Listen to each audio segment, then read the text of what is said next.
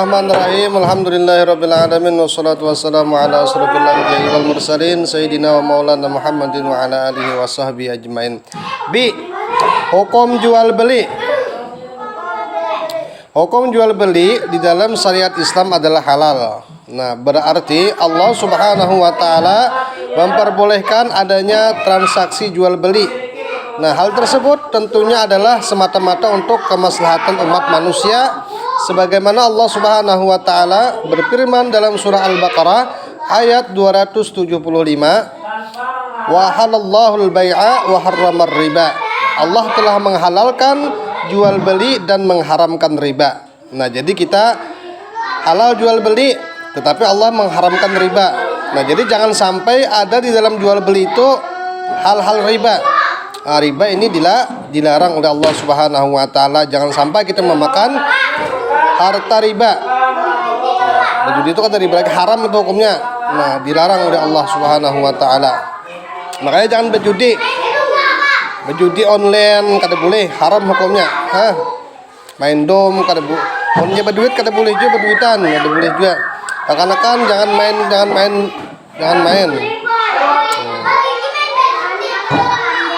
Ada boleh. Akan-akan itu jam 10 harus goreng dah. Jangan begadang malam. Karena begadang malam, siang kada sekolah. Nah, kada boleh berkon.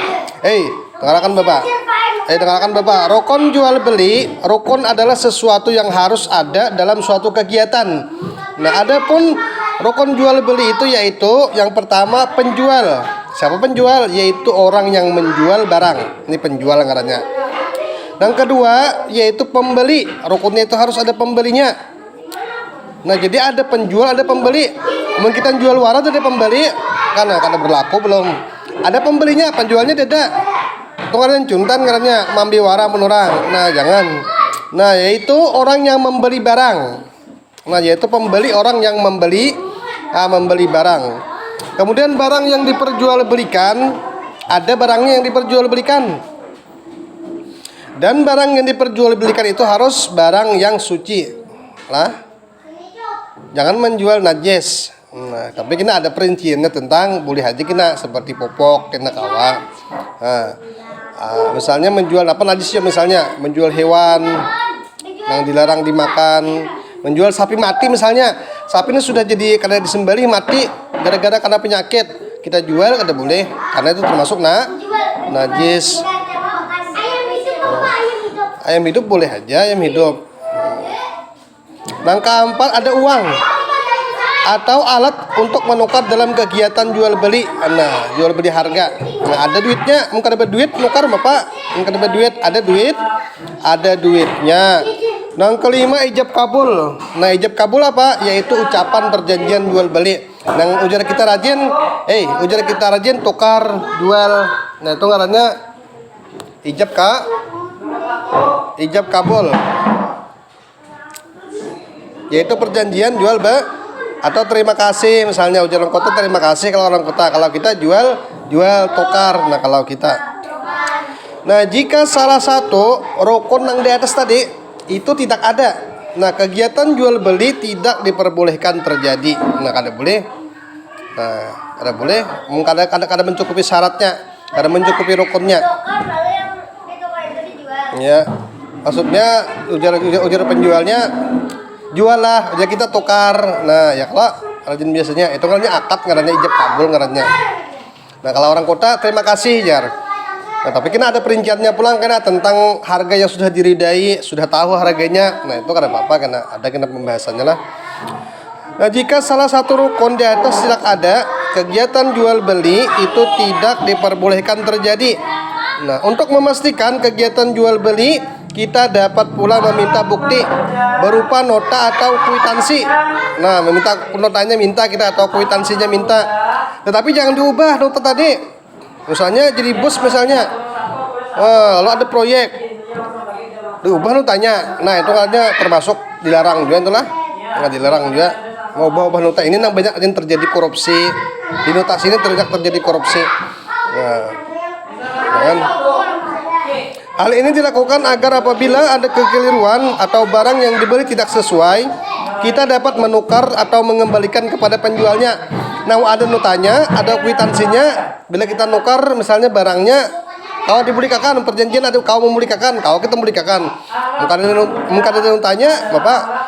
Kita boleh membulikakan barangnya apabila barang itu ada sesuai. Misalnya kita nukar buah misalnya, buah langsat. Sekalinya biar kita nukar buruk barangnya. Nah, buruknya sudah diurang, sudah buruk pada hulu dah. Nah, maka kita boleh membulikakan karena orang terima makanan kita. Nah, nukar baju misalnya biar sampai ke rumah. Nukar baju biar sampai ke rumah. Biar dipakai ke rumah ke sadang. Bejo nukar di pasar, dipasang ke rumah ada sadang lah dipakai di rumah. Rumah gena, baju halus ada sadang dipakai di rumah. Nah, paham lah. Nah, maksudnya apabila kita ini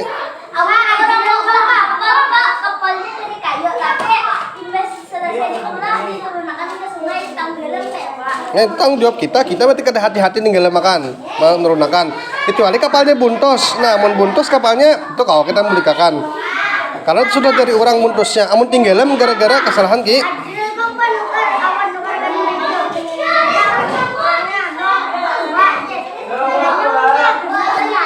Apanya? Ada sadang, boleh dibulikakan. Kegenalan, bulikakan udah kegenalan. Boleh dibulikakan. Dia apa? Makanya bila nukar itu kita berjanji dah. Artinya bila ada sadang bulikakan. Aku naik orang.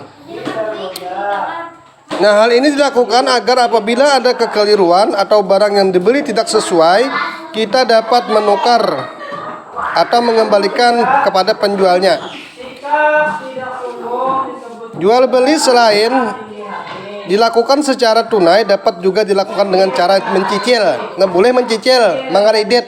Nah, namun jual beli seperti itu juga harus didasari dengan ketentuan-ketentuan di dalam syariat Islam. Allah Subhanahu wa taala menjelaskan dalam surah Al-Baqarah ayat 282 yaitu sebagai berikut. Ya ayyuhalladzina amanu idza tadayantum bidainin ila ajalin musamma faktubu. Nah, wahai orang-orang beriman,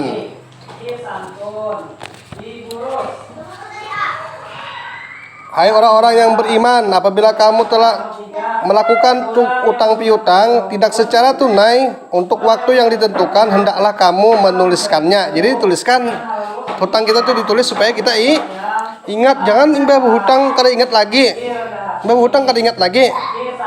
Ya orang nagih pemamai kita. Nah, itu artinya bila berhutang dia manis banget muhanya. Bila ditagih sangar banget muhanya. Bila ditagih nang kayak orang tak hutang lawan seorang, diamuk seorang. Nah, itu kan boleh ngarannya. Nah, orang bila berhutang itu dibayari karena bila orang kada bayar hutang karena di akhirat dihukum karena di akhirat.